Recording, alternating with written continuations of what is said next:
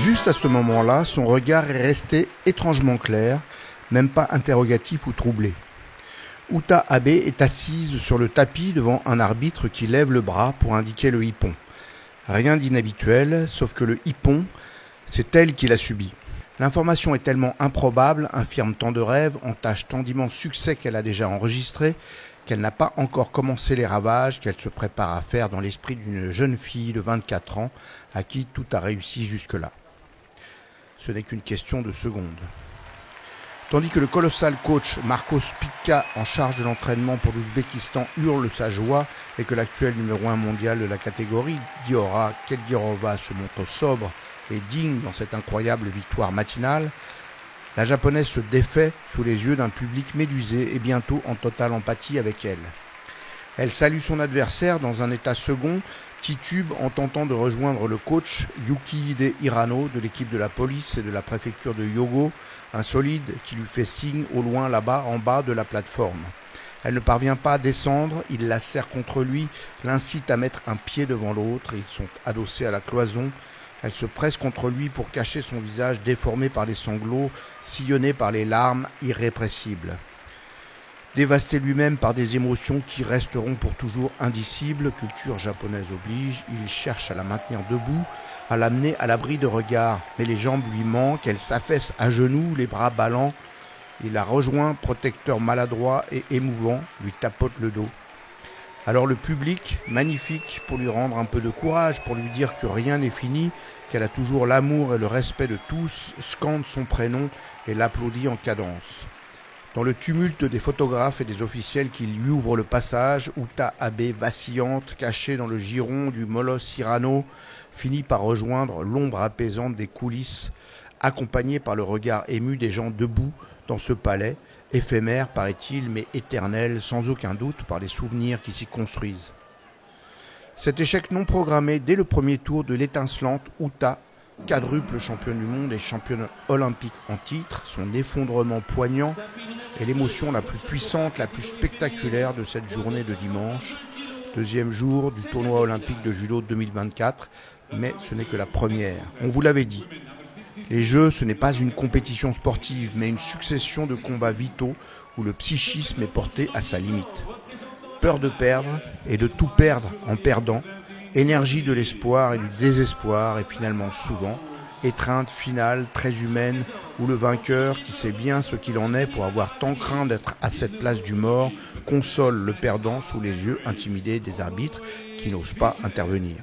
Au bout de cette seconde journée, nous voici déjà lessivés et ravis aussi, pas tant par la qualité du judo pratiqué, qui reste aléatoire dans une telle atmosphère, mais par la simplicité et la sincérité de ce qui se passe ici. Il n'y a qu'un projet valable, tout donner et regretter tout de même, pour tous les présents, sauf un par catégorie, de n'avoir pas encore eu assez à donner. C'est sans doute ce que ressentait dimanche soir Walid Khiar. Il avait clairement tout donné, il avait su se hisser à la hauteur exigée, mais il était resté finalement au pied du podium. C'est rageant pour lui, qui ne rêve que de ça depuis des années, c'est rageant pour nous, qui ne pouvons que le regarder faire. Les regrets, il en aura bien sûr quand il repensera à cette journée, non pas de n'avoir pas tout donné, mais d'en avoir donné peut-être un peu trop et au mauvais moment. On se souviendra en tout cas, lui qui abordait cette compétition sans être tête de série, qu'il a étouffé d'entrée un médaillé mondial et deuxième du classement de la catégorie, le géorgien Vaza Mergvelashvili, finaliste 3 ans plus tôt à Tokyo. Ce combat-là nous dit déjà la hauteur de l'enjeu. Avec le vent dans le dos, certes, celui du soutien inlassable de la salle, mais c'est un exploit obligatoire à fournir à chaque tour. Les regrets viennent ensuite avec le combat suivant. Contre un Kazakhstanais encore, c'est décidément une tendance après la victoire hier en finale de Yeldo Smetov sur Luka Mekidze. Un certain Guzman Kirgizbayev, qui avait débarrassé ce quart difficile de 2 poisons, l'Espagnol Garcia Torn et le Coréen Han Bol, médaillé olympique en 2016 et 2021. Walid Khiar le connaît bien puisqu'il l'a rencontré 5 fois en 5 ans pour 3 défaites par Waza-Hari Wilpon. Exploit obligatoire encore. Les 2 seules fois où il l'avait emporté contre ce dangereux spécialiste du corps à corps, c'était par pénalité. C'est pourquoi, oui, bien sûr, il va regretter son attaque un peu kamikaze à quelques secondes de la fin du temps réglementaire, alors que son rythme et ses intentions lui avaient permis, sans prendre de risques, D'avoir 2 pénalités d'avance et déjà, dans la tête du public, une demi-finale dans la poche. Mais pourquoi s'est-il lancé à l'abordage à ce moment-là? Une question de tempérament. Je suis passé à côté, vraiment à côté, et sur un combat où j'étais largement au-dessus, j'avais l'impression en tout cas de l'extérieur de vraiment de marcher sur l'eau, d'être très à l'aise, d'être tranquille en fait tout simplement. Et voilà, j'ai raté le coche sur ce quart de finale parce que c'est ce qui m'a coûté, on va dire, ma finale. Après un combat perdu, voire gâché dans une si grande occasion, il faut savoir se reprendre, et que Walid ait pu le faire était la satisfaction du stoïque Daniel Fernandez, l'homme sur la chaise. Je pense que j'ai rarement vu aussi fort qu'aujourd'hui, sur le plan physique, sur le plan d'engagement, même sur le plan mental, parce que c'était dur de repartir sur le repêchage, donc c'est un exercice très difficile. Le discours à la pause, c'est assez basique, hein, il y a une deuxième compétition qui commence, il y a 2 combats à faire pour une médaille. Voilà, c'est assez basique d'essayer de faire le plus rapidement possible abstraction de ce qui s'est passé le matin, en gardant les points positifs, et puis bien récupérer, bien manger et se remobiliser au maximum. Mon rôle, moi, c'est parfois de canaliser, parfois de l'empêcher de tomber trop bas parce qu'il perd son combat en quart de finale, et c'était vraiment un moment difficile pour lui, donc faire en sorte de le remobiliser le plus vite possible, et puis de l'accompagner au mieux, voilà. Là, je ne peux pas vous dire qu'il n'y a pas de mauvais moment, qu'il n'y a pas de mauvais côté pour lui aujourd'hui, malheureusement. Je pense qu'il y pensera souvent à cette journée. Sur les combats où il perd, c'est lui qui est au-dessus, c'est lui qui domine, et une prise de risque, les 2 combats sont un peu similaires, une prise de risque inutile pour le coup, puisqu'il mène les combats. C'est un Walid super conquérant. La dernière fois qu'il avait été comme ça, c'était au championnat du monde où il avait rapporté la médaille. Après les Jeux Olympiques, ça reste une compétition évidemment à part. Bon, oui, encore une fois, son excès d'engagement, c'est ce qui fait sa force et parfois ce qui fait aussi sa faiblesse. Mais en tout cas, aujourd'hui, je répète, mais j'étais très fier de l'accompagner toute la journée encore. Les défaites, quand elles ne sont pas définitives, obligent à aller chercher son salut en repêchage, ce que Walid faisait, encore une fois, en passant par l'exploit, car le Mongol Yondon Perenley, qu'il rencontrait ensuite, était quand même double médaillé mondial et membre du top 5. Le Français l'enroulait brillamment en série naguée et se retrouvait à nouveau en position décisive, cette fois pour la médaille de bronze. Pendant cette bataille à l'Est, à l'Ouest, rien de nouveau. Bien que sans doute secoué par la chute de sa sœur en début de journée, l'invincible Ifumi Abe faisait ce qu'il sait sans doute faire de mieux, projeter des adversaires avec une saisie double en bout de manche. Le Hongrois Pongratz, le Tadjik Emomali, qui laissait son bras pour avoir tenté une réchappe périlleuse, et il était en demi-finale contre le numéro 1 mondial, le grand technicien moldave Denis Vierou. Celui-ci lui offrait une très belle réplique, mais ne parvenait pas à mettre la main dessus et se faisait finalement incruster sur un Osotogari en bout de manche tourbillonnant, très Abe. Avec lui, on a toujours la tentation de donner des noms spectaculaires aux techniques, comme le font les super-héros de manga. Super-héros, il l'est sûrement, avec ce style inimitable et pour l'instant toujours incontrôlable, et désormais un statut de double champion olympique à 26 ans, avec le triplé olympique de Tadahiro Nomura dans le viseur. Ifumi Abe allait en effet sur sa lancée gagner facilement sa finale avec un autre super tourbillon contre le Brésilien Willian Lima, un jusqu'au-boutiste du judo tactique qui se jette dès la saisie dans une attaque à plat ventre sans permettre à l'adversaire de s'exprimer d'aucune façon. Sa radicalité lui valait l'accession en finale des Jeux Olympiques. Pourtant, quand on le voit passer son temps à plat ventre, outre le manque de dignité de la posture, on a un peu envie d'interroger les arbitres qui ne le sanctionnent pas. De quelle technique s'agit-il ? Mais ce Brésilien intenable est aussi malin. Quand il a bien exaspéré ses adversaires, qui se découvrent de plus en plus pour mettre la main sur lui, il finit sur un joli geste judo qui marque pour de vrai. C'est ce scénario qui lui avait permis de battre notre Kazakhstanais Guzman Kirgizbayev en demi-finale, ce qui a dû enfoncer un peu plus l'épine dans le cœur de Walid Kar, qui se serait sans doute bien vu à sa place. Le système Lima ne marche pas sur lui en effet, il l'a toujours battu. Une finale était à sa portée. Guzman Kirgizbayev s'empare finalement du bronze contre un outsider serbe, tandis que notre Français se retrouvait face à un tout autre morceau, le redoutable Moldave, qui restait sur 3 victoires contre lui. Des exploits mais pas de miracle. Dans ce combat serré, c'est Denis Vierou qui trouvait finalement la faille par un bel Ouchigari au corps à corps. Il y avait un chemin vers la médaille, mais il ne passait pas par là. C'est dommage, comme il en convenait lui-même. Je pense que j'étais vraiment à ça d'aller en finale. On sait tous que sur une finale tout est jouable et aujourd'hui moi en tout cas c'était dans cet état d'esprit que j'étais là. Je sais que j'allais pas avoir AB à un autre moment que sur la finale. Voilà, ça m'a permis d'élever mon niveau. J'étais persuadé d'être au niveau aujourd'hui, j'étais prêt, j'ai rarement été aussi fort et haut niveau qu'aujourd'hui. Il y a ces journées-là où on a l'impression d'être intouchable, mais aujourd'hui mon adversaire ça a été moi-même et j'ai perdu contre moi-même. J'espère garder de très bons souvenirs, je vais essayer de penser que à ça, que au positif de ce que les émotions que ça m'a procuré aujourd'hui, le bon côté de cette journée incroyable. Quand je dis incroyable, c'est avec un public incroyable, des gens qui étaient à fond. Je pense que j'ai pas touché mon téléphone de la journée, mais je pense que pareil, il y a des gens qui ont dû soutenir de loin.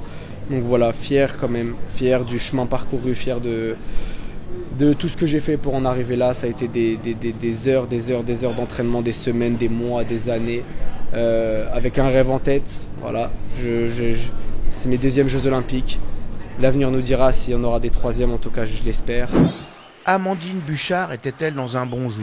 Ce n'était pas l'impression qu'elle donnait, mais face aussi à des adversaires dangereuses, dont notamment au deuxième tour la brésilienne Larissa Pimenta, qui l'était, elle, puisqu'elle allait déjouer les pronostics et se hisser sur le podium à la fin de la journée. Ce n'est plus non plus tellement une question qu'on se pose, on est désormais un peu habitué à ce faux rythme de notre quintuple médaillé mondial et finaliste olympique, qui parvient tout de même à chaque fois, ou presque, à battre la mesure et à mener la fanfare. Tout le monde s'était donc dit que c'était tout de même son jour, bon ou mauvais, puisqu'elle était à Paris et puisque Uta Abe, son unique véritable rival, était tombé d'entrée. Mais l'entraîneur, Christophe Massina, en faisait une lecture inverse. Le fait de voir Abe sortir, forcément, comme Giuffrida battu par Pimenta juste avant sa place de 3, il y a des choses on le ressent, ça se voit pas, mais on ressent que d'un seul coup, il y a « Ah putain, ça pourrait m'arriver quoi ». Donc voilà, faut jouer avec ça. Faut jouer avec ça. Je lui en ai parlé déjà cette semaine. Je lui ai dit mais tu sais, tout le monde parle d'Abe, mais ça se trouve Abe va perdre sur Keldirova. Donc c'est match après match et on reste focus dans ce qu'il y a à faire en fait. On se projette pas, on n'est pas dans la projection du match d'après, on n'est pas dans la projection d'une médaille ou d'un titre, on est dans l'instant présent et dans le moment. Crispé donc, et assez pour se retrouver mené sur les mains et contré sur une de ses propres tentatives de Kataguruma, son arme maîtresse, par l'Ouzbek Diora Keldirova. Par qui? Mais oui, vous avez suivi, il s'agit bien de la combattante qui s'était déjà payée au matin une victoire sur l'intouchable Abe. Très sûre d'elle, la numéro 1 à la ranking se comportait comme une numéro 1 tout court, confiante et précise sur ce qu'elle avait à faire. Après avoir piégé Abe, c'est Buchard qui se faisait prendre. La Française allait ensuite au bout de cette journée, sans élan, en s'offrant, c'était l'essentiel, le bronze olympique face à la Hongroise Poupe, qu'elle avait jusque-là toujours battue. Parfois non sans mal, comme avait su lui rappeler son entraîneur Massina. Je lui ai rappelé que les 2 dernières fois, elle lui avait rentré dans la gueule et qu'elle est ressortie du match d'Abu Dhabi, du championnat du monde d'Abu Dhabi, très énervée. Et puis j'ai une petite photo dans mon sac qui est juste au moment où Amandine finit le match, qui est à 4 pattes et Poupe qui est debout. Et moi, c'est une petite image qui a servi. Il fallait donc se réjouir de cette seconde médaille olympique, même si elle n'était pas en or, comme savait le faire l'intéressée elle-même. Des moments où j'ai cru que j'avais perdu cette flamme pour le judo, et j'ai fait des choix qui ont été particuliers, qui ont été atypiques, mais au final, je suis revenue, j'ai été médaillée sur tous les podiums, sur toutes les compétitions où je suis sortie, et aujourd'hui, je suis vraiment fière de finir une nouvelle fois sur ce podium olympique. Aux Jeux Olympiques, c'est une compétition particulière, qu'il ne faut pas être trop sûr de soi. On a tous 2 bras, 2 jambes, on démarre tous avec un pied d'égalité sur ces jeux et ça a juste montré que tout est possible. Au final, j'ai vraiment été au bout de moi-même et avec l'énergie qui me manquait, je suis allée la puiser dans mon public, auprès de mes proches qui sont venus. C'est particulier pour moi parce que j'ai jamais eu vraiment de famille dans les gradins. Et aujourd'hui, j'en ai eu énormément. Et je leur devais cette médaille pour m'avoir soutenu toutes les fois où ça a été difficile. Quand j'ai gagné, franchement, j'ai pensé à mon père. J'ai pensé aux personnes qui étaient dans les gradins qui m'avaient encouragé. Je l'ai fait pour moi, mais franchement, je l'ai fait aussi pour eux parce que avec les encouragements qu'ils m'ont donnés tout au long de la journée, je leur devais dire ça. Et vous savez, quand j'ai commencé à ressentir un peu de pression dans la chambre d'appel, je vous jure que tout était gommé par les encouragements du public. J'avais juste envie de me transcender et de me battre. Donc non, franchement, ça n'a pas été la compète où j'ai été la plus stressée, vraiment. Je me suis conditionnée à ce que ce soit peut-être mes derniers. Alors pas dans le sens où j'ai envie d'arrêter, mais on ne sait jamais ce qui peut arriver. Et en fait, en me conditionnant comme, ça peut être mes derniers, profite, kiffe ta journée.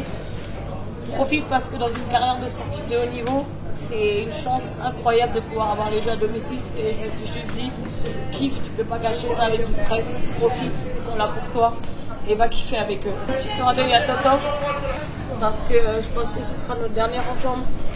Et franchement, pour lui, pour moi, c'est important qu'on la gagne ensemble. Il n'empêche qu'en ce deuxième jour, après 2 médailles féminines, une finale masculine et une 5e place, soit un excellent départ qui rassure sur le potentiel du groupe France, on cherche toujours le moment de transcendance qu'on aimerait vivre avec eux et que le destin semble laisser entrevoir, le moment de dépassement du cadre, le décrochage de l'une, la fortune saisie par les cheveux, la prise d'opportunités qui se présente ou qu'on fabrique. Les Français sont bien, ils sont à leur place et cela ne nous suffit pas. Une qui ne se pose pas la question des regrets, c'est la protégée du directeur technique Marco Spitka en Ouzbékistan, Diora Keldurova, 26 ans, un master en poche, un mari et 4 langues parlées et écrites sur son CV. Couchée à 10h, nous explique l'ancien champion allemand, sérieuse à l'entraînement, elle a travaillé toutes les situations, tous les types d'adversaires pour ne plus être surprise, même par une Uta Abe qui débarque dans son car et qu'elle doit prendre au premier tour des Jeux Olympiques. Même par les Kataguruma infernaux de la fantasque française et même par l'autorité technique et l'aura de la championne olympique 2021 des moins de 48 kilos kosovare Distria Krasniki, intransigeante jusque-là, qui venait la confronter en finale avec la volonté d'être la première féminine double championne olympique dans 2 catégories différentes. C'était destin contre destin, le jeu des jeux. Et c'est une nouvelle fois Diora Keldurova qui accomplissait le sien, s'offrant le scalp d'une nouvelle légende, tableau de chasse mythique de cette journée historique. Sans frémir, elle enroulait la Kosovare dans un seoinage précis et rapide. La patronne, c'était elle. Comme hier Tara Baboulfat, la suédoise, Diora Keldurova, l'ouzbek, première médaillée, première championne olympique des Jeux d'été de l'histoire de l'Ouzbékistan, change la donne et le paysage des catégories féminines. Il y a une jeune dauphine nordique en moins de 48 kilos, une nouvelle reine est dans la place en moins de 52 kilos et elle vient des steppes ouzbèques. C'est une excellente nouvelle. Le soleil brille toujours sur Paris ce lundi et c'est au tour de Sarah Léonie-Cizic d'aller chercher la médaille olympique en moins de 57 kilos. Johan Benjamin Gaba jouera son va-tout en moins de 73 kilos.